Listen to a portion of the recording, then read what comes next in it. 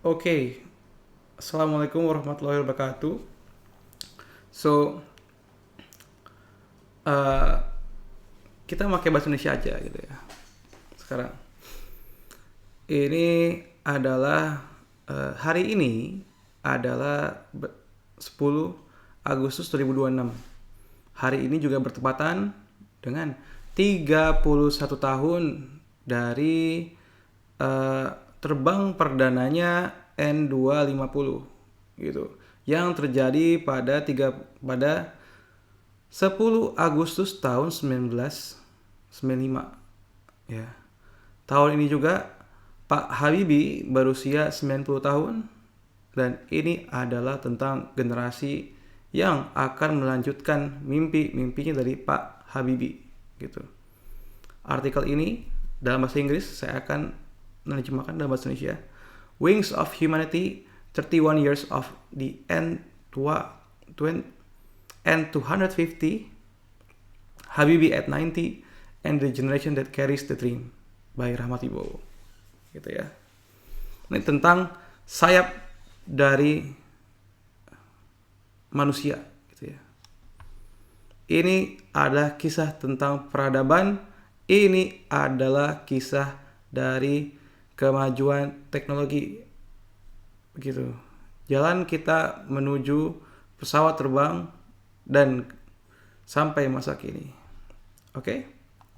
Yuk.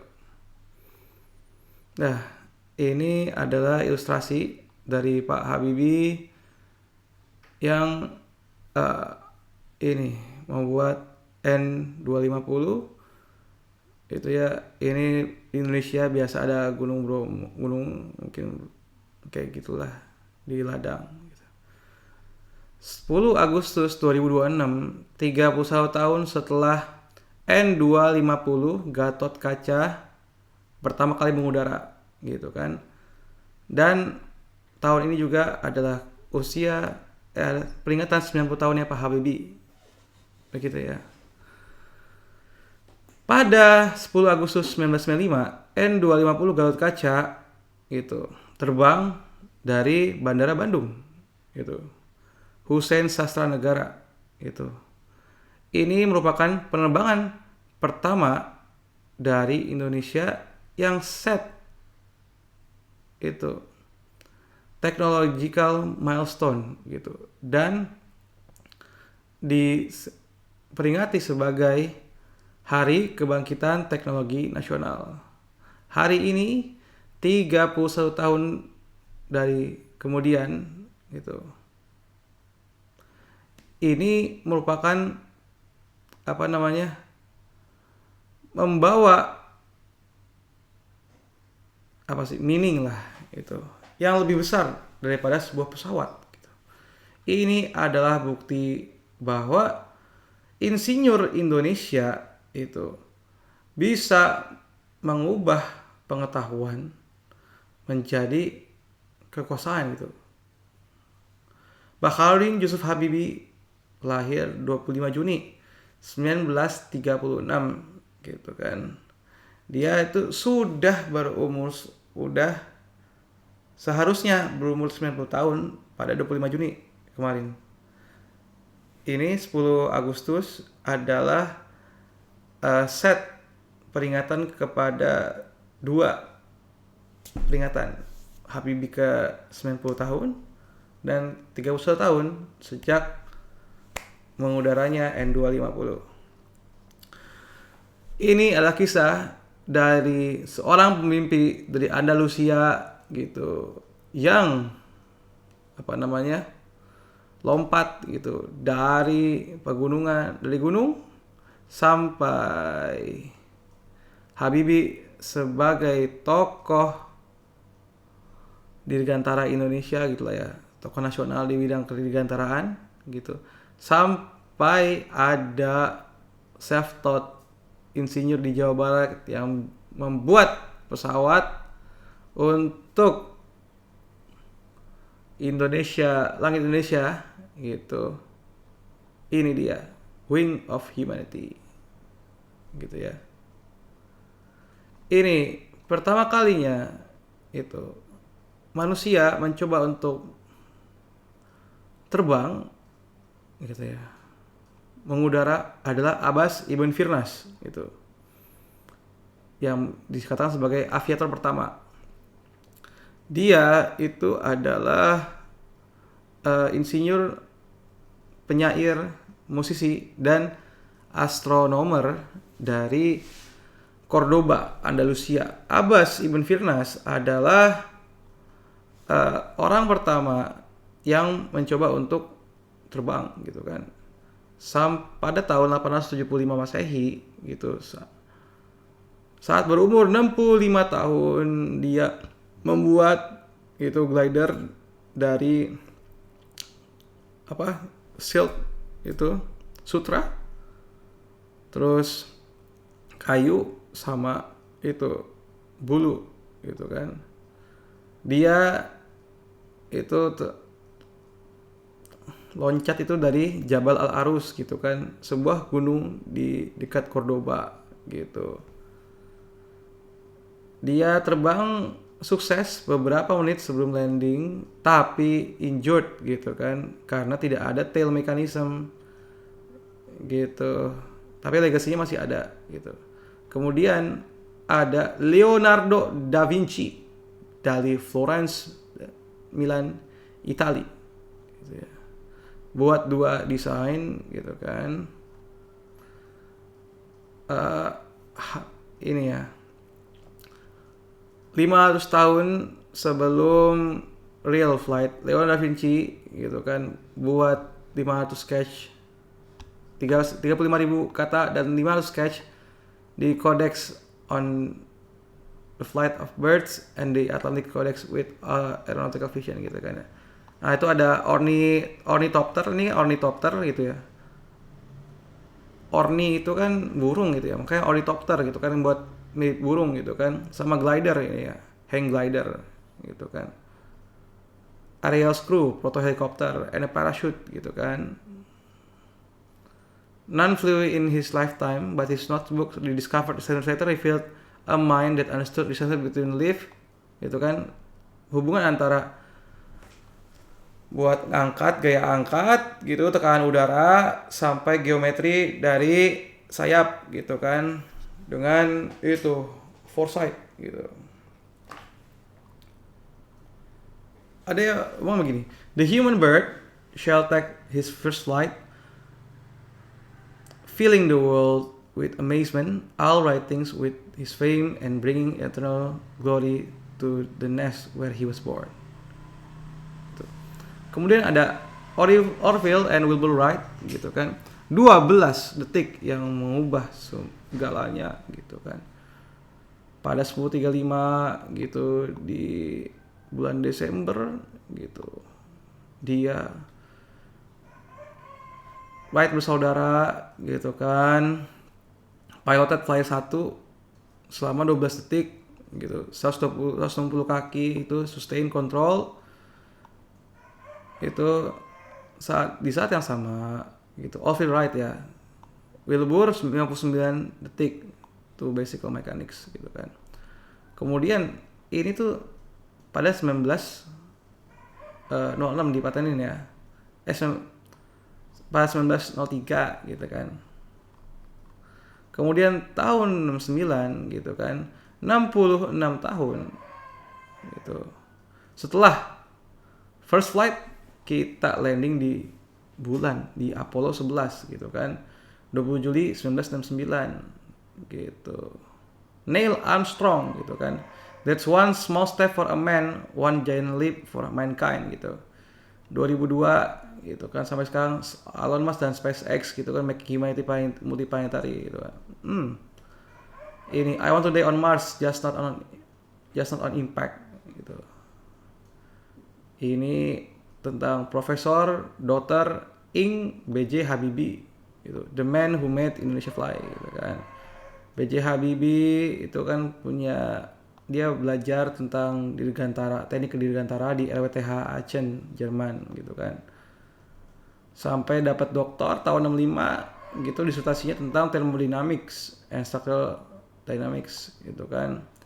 Menjadi vice president dari buat research and teknologi di MBB gitu kan, orang non Jerman dan non Eropa pertama gitu kan bikin Habibi Vector gitu kan, formula untuk crack propagation di aircraft gitu kan.